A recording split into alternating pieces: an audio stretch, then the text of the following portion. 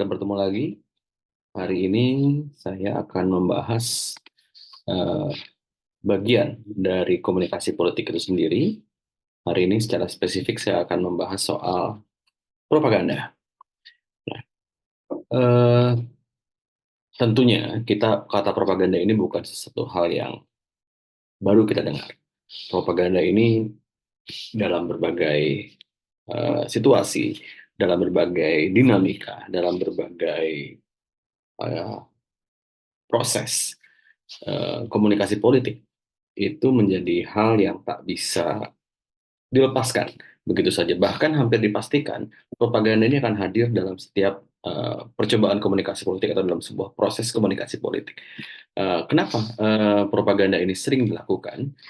Intinya sebenarnya adalah simpel, bahwa pada saat kita berkomunikasi politik dalam hal ini, maka satu hal yang kita inginkan atau kita sebagai tujuan adalah pengaruh atau mempengaruhi orang lain atau mempengaruhi pendapat orang lain.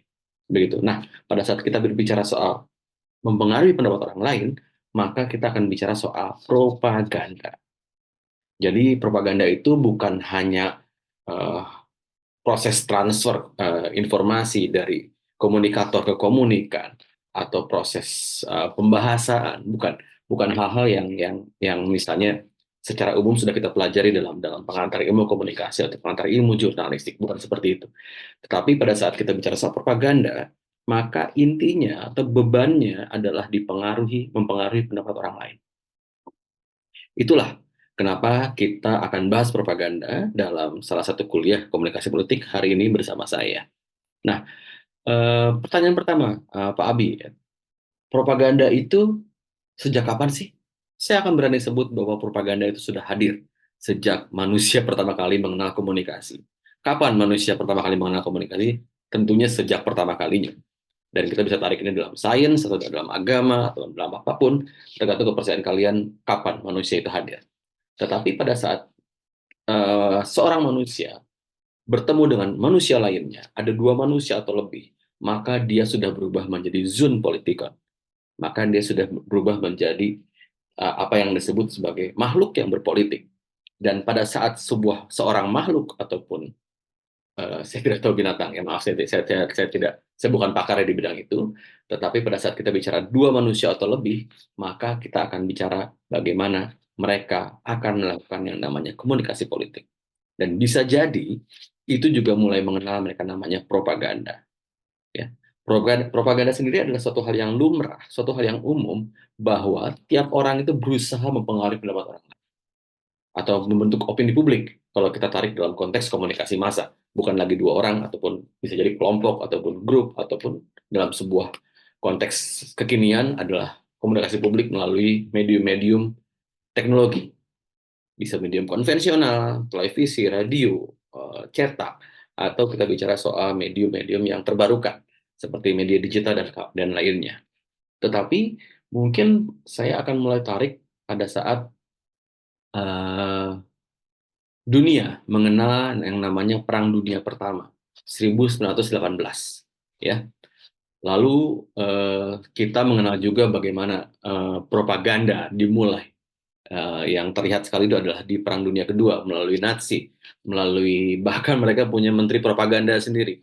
Kalau kalian pernah dengar nama Joseph Goebbels, bagaimana dia melakukan yang namanya propaganda, melakukan sebuah istilah yang dikenal sampai sekarang bahwa Germany über alles, atau Jerman adalah on top of the world, gitu kan. Dalam hal ini itu adalah produk propaganda mereka. Nah, selesai singkat kata, uh, Perang Dunia Kedua selesai, dimulailah Perang Dingin.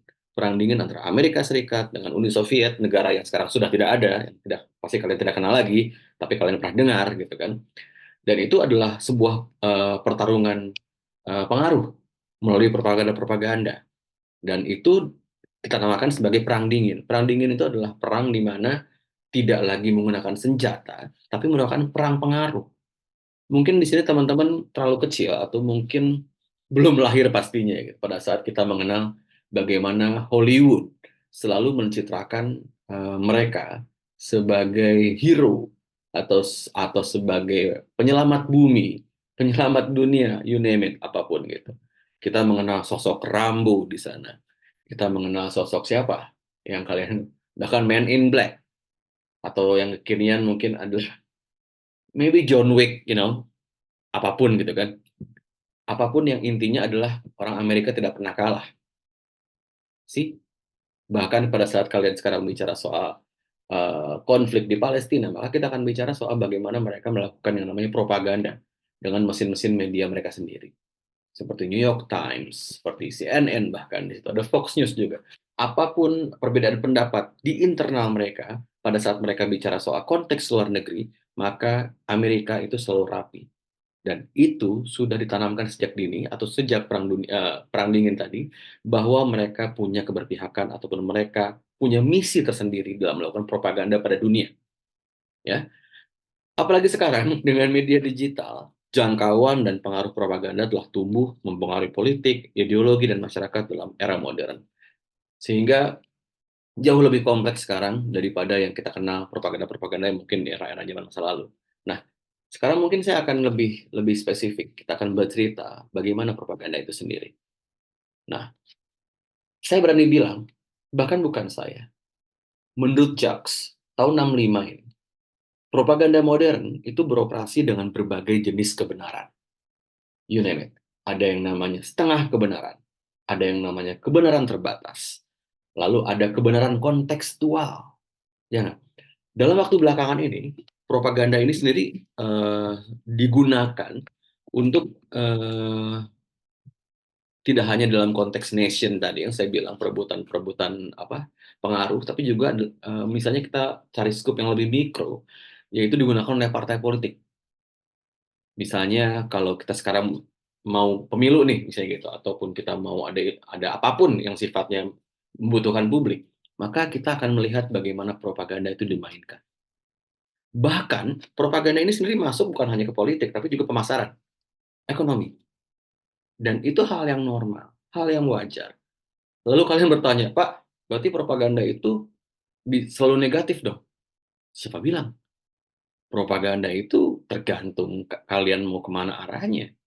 Propaganda itu adalah pisau. Yang berbahaya bukan pisaunya. Yang berbahaya adalah siapa yang memegang pisaunya. That's it. Jadi pada saat kalian bicara soal teknik-teknik komunikasi, tidak ada yang negatif, tidak ada yang positif, semuanya netral. Siapa yang menggunakannya? Itulah yang akan mengarahkan ini menjadi negatif atau bahkan positif. Bukan hanya itu, pada saat kita bicara soal negatif dan positif, kita bicara soal perspektif.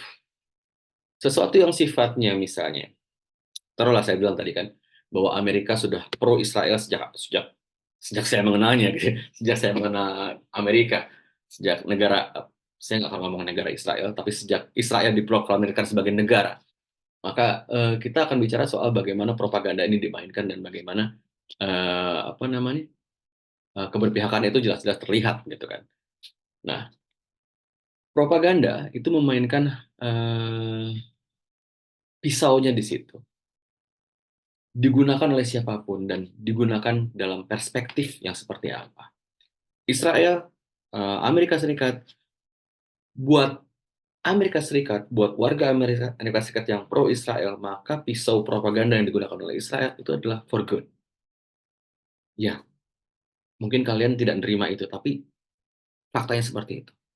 Buat kita, buat negara-negara Muslim, buat negara-negara yang memang sudah declare pro Palestina, maka dia negatif perspektif. Ya, apalagi kira-kira perbedaan perspektif? Ya, benar. Pada saat kita bicara soal konflik kemanusiaan, maka seharusnya kita tidak bicara soal Palestina saja. Kita bisa bicara soal Rohingya, kita bisa bicara soal Papua, kita bisa bicara apapun lagi di situ. Perspektif, ya. Tidak ada yang benar dan tidak ada yang salah. Tapi di sini kita bisa melihat bagaimana prioritas kita dalam berpikir. Dan itu yang diincar oleh propaganda. Makanya propaganda itu selalu menyerang atau selalu masuk dalam hal-hal yang sifatnya personal buat kita, lalu dijadikan itu menjadi sebuah hal yang mass atau menjadi sebuah massa di situ. Melibatkan massa. Groupthink, kalau kalian pernah pernah istilahnya belajar teori groupthink, di mana kalau kalian main ke mana? Ke sebuah stadion, mendukung sebuah klub sepak bola, lalu tiba-tiba satu orang ngomong, sorry saya akan ngomong gini, dan umum terjadi. Jadi ini bukan kata-kata kasar guys ya. Wasit goblok misalnya gitu kan ya.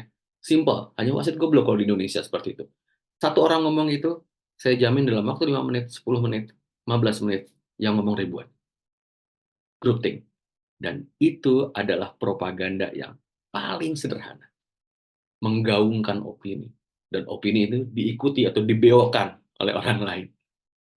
Sudah paham sekarang? Soal propaganda simpel ini? Kita masuk tahap selanjutnya. Nah, teknik-teknik propaganda ini sendiri macam-macam.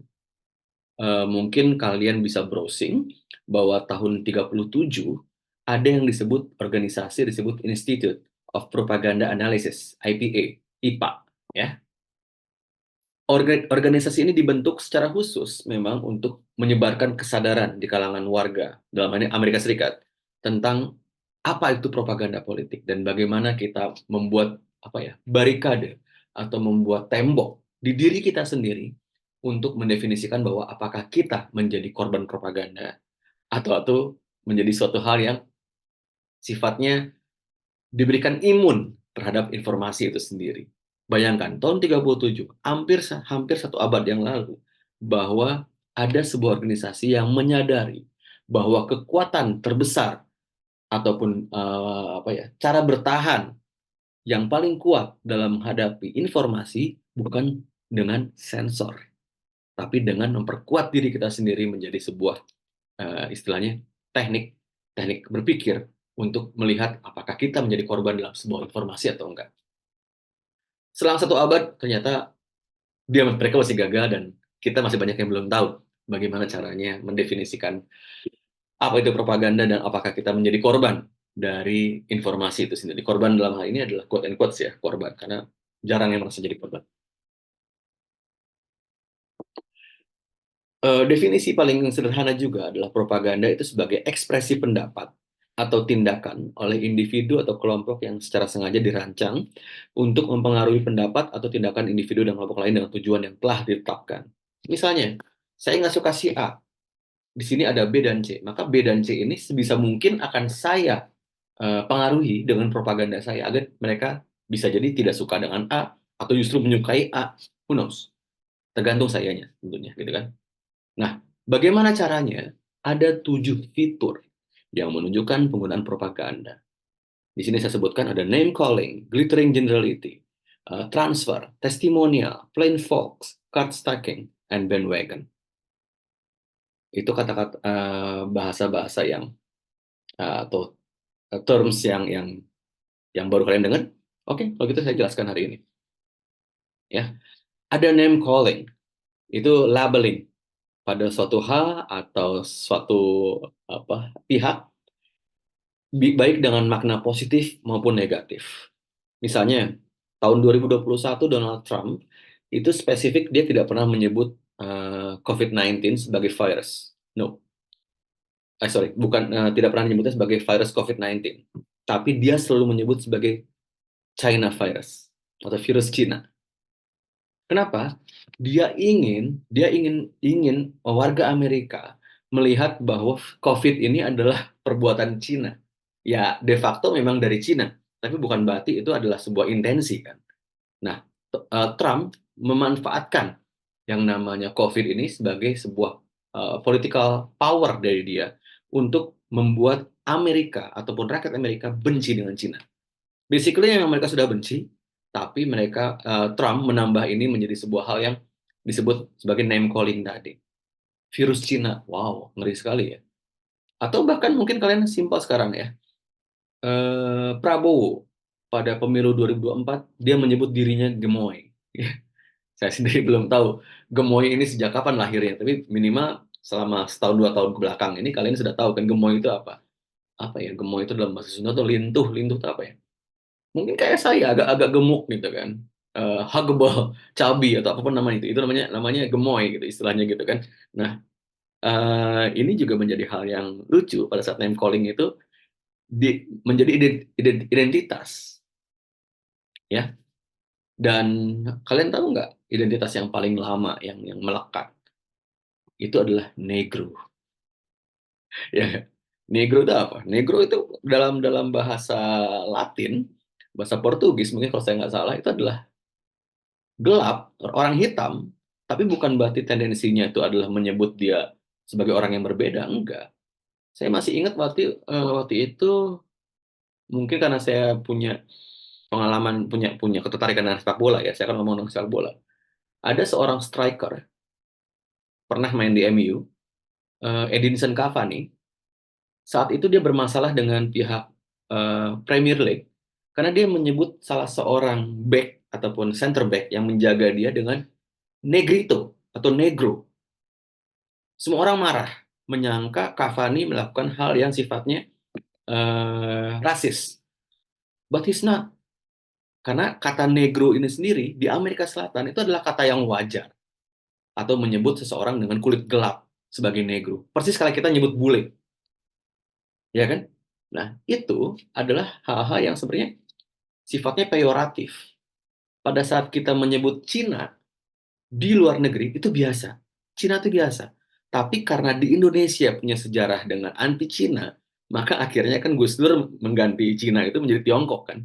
SBY sorry. Dengan Tiongkok kan karena kata Cina ini sendiri adalah berubah menjadi peyoratif di kita sebagai sebuah hinaan. Dan itu adalah name calling. Dan name calling itu adalah hasil dari propaganda. Oh, berarti Cina propaganda, Bang? Iya. Kalian belajar lagi sejarah. Kapan penyebutan nama Cina itu diasosiasikan sebagai penghinaan di Indonesia? Nggak akan saya jelasin di sini, waktu saya terbatas. Lalu ada glittering generalities, yaitu promosi dengan kata-kata bijak yang menciptakan kesan baik. Contohnya apa coba? Ayo, ada yang tahu? Tepat sekali. Mungkin kalian pernah dengar 4 sehat 5 sempurna? Ya gitu. Emang 4 sehat 5 sempurna itu adalah sesuatu hal yang diterima oleh publik akademik ataupun publik kesehatan secara umum? Tidak. Itu adalah bagian dari propaganda juga. Propaganda negara kita dengan menyebut kita tidak akan hidup sehat tanpa kita minum susu. Padahal susu tidak pernah menjadi bagian yang penting dalam dalam kesehatan kita. Masih banyak yang lebih penting dari itu. Tapi selama mungkin masa kecil saya di Orde Baru, glittering generalities atau promosi dan kata-kata yang bijak menyebutkan bahwa susu ini sehat, bahkan bukan hanya susu ibu ya, susu sapi dan susu tepung atau susu kental manis juga diciptakan kesan baik. Padahal itu kan gula semua. 30 tahun kemudian kita melihat bahwa banyak orang kena penyakit gula. Wow, itu adalah sebuah efek dari yang namanya propaganda. Oke? Lalu selanjutnya adalah testimonial. Misalnya testimonial itu adalah pada saat kalian ingin memilih seorang calon, maka calon ini akan mencari sebuah nama besar untuk mengiklankan dia. Misalnya, lihat itu pimpinan kita si A itu juga memilih si B, berarti si B ini cocok loh untuk menjadi seorang pemimpin. Siapa bilang? Ya kan? Kan belum terbukti. Tapi itulah pentingnya testimonial. Testimonial sendiri adalah bagian dari propaganda, menggunakan kesaksian positif atau mungkin negatif untuk mempengaruhi pandangan halayak.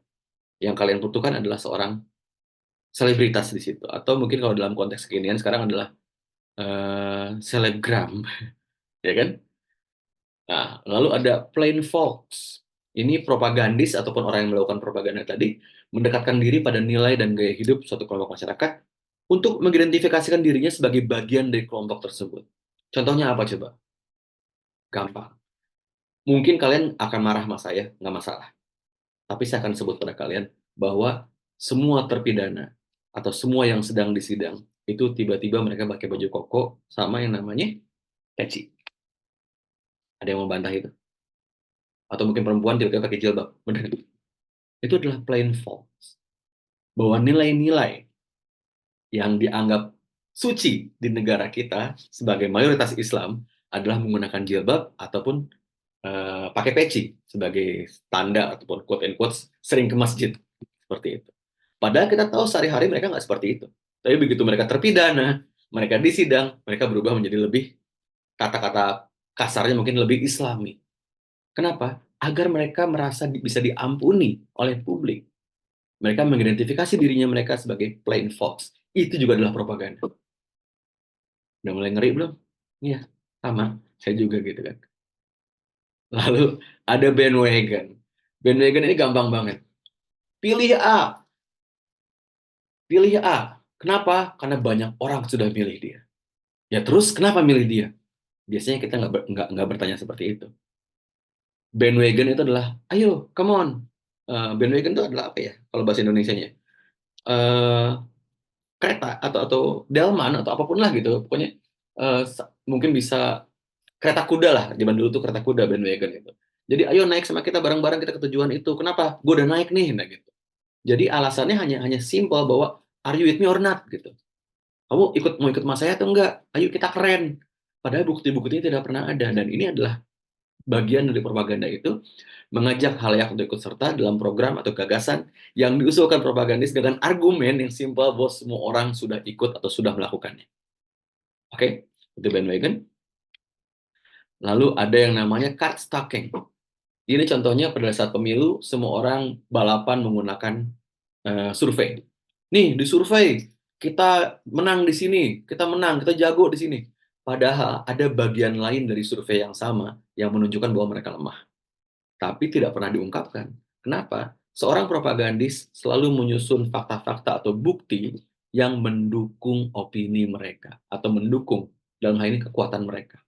Atau bisa jadi kita merasa kita menjelekkan orang lain, kita berikan data yang menjelekan mereka. Itu adalah card stacking. Bahwa pada saat mencari sebuah kebenaran, kita kadang-kadang hanya membutuhkan sebagian kecil informasi saja untuk membuat orang itu terlihat kuat atau membuat orang itu terlihat lemah. Ya. Lalu yang terakhir adalah transfer, memanfaatkan pengaruh atau wibawa tokoh atau simbol tertentu untuk memperkuat pesan propaganda. Kalian punya restoran favorit? Mungkin di Jatinangor atau mungkin di Bandung. Tiba-tiba di restoran itu ada foto-foto yang punya restoran itu dengan artis, dengan pejabat. That's transfer. Emang kenapa kalau misalnya seorang artis makan di sana? Emang sudah pasti enak? Belum tentu kan? Tapi basically itu adalah sebuah propaganda caranya. Begitu, kawan-kawan ya. Nah, kita sudah mengenal tadi beberapa soal transfer, soal propaganda tadi. Dan mungkin karena waktunya juga saya nggak lama hari ini, itu hal-hal yang bisa kalian pelajari. Dan pada saat kita bertemu lagi, saya harap kalian punya contoh-contoh real atau contoh-contoh konkret, contoh-contoh dari propaganda yang sudah saya sebutkan tadi. Dan tolong kalian juga coba analisis. Jangan hanya kalian menunjukkan bahwa oh, ini masuk ke dalam kategori ini masuk dalam kategori ini. Enggak. Saya tolong kalian analisis dan kalian pelajari dan apakah itu adalah sebuah ulangan atau enggak. Karena sekali lagi, saya percaya dalam sebuah komunikasi, apalagi komunikasi publik, apalagi propaganda, maka kita akan kenal sesuatu yang kita sebut sebagai historia es vitae magistra, bahwa apa yang kita alami hari ini itu sebenarnya sudah terjadi puluhan ataupun ratusan tahun lalu dengan cara dan medium yang berbeda dan selalu mengulang. Jadi sebaiknya kita belajar dari masa lalu untuk memprediksi masa depan dan juga melihat masa kini. Oke, sekian dari saya untuk saat ini. Nanti kita ketemu lagi dengan kalian sudah belajar soal ataupun mempelajari teknik-teknik atau jenis-jenis contoh-contoh kasus dari jenis-jenis propaganda tadi. Terima kasih.